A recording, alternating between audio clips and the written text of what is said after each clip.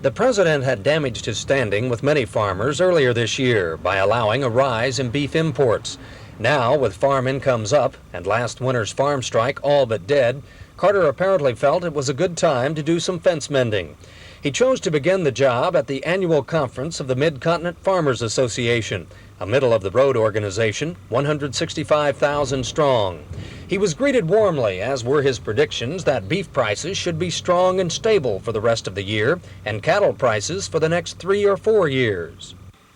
If demand stays high, which we expect it to do, stable prices, sustained, even increasing herd sizes, and adequate domestic meat production is important for farmers and also for consumers.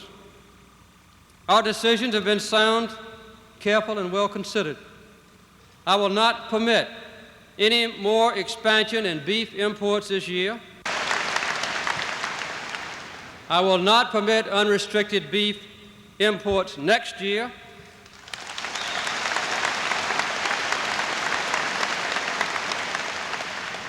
And I am strongly and permanently opposed to any price controls on meat or other farm products. The president says his administration is doing what it can to promote agriculture exports, but that he is also working to keep government out of agriculture as much as possible.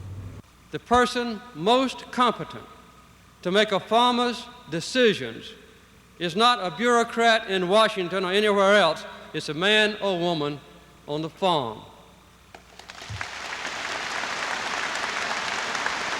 Mr. Carter tagged inflation as the biggest threat to all Americans and asked the farmers to support his anti-inflation program, to urge their congressmen to trim government spending and hospital costs, to back legislation for civil service reform and airline deregulation. He says our nation will be seriously damaged if Congress does not act this year to give us a national energy policy. After more than 15 months of discussion, debate, and delay, it is time for Congress to pass a national energy plan.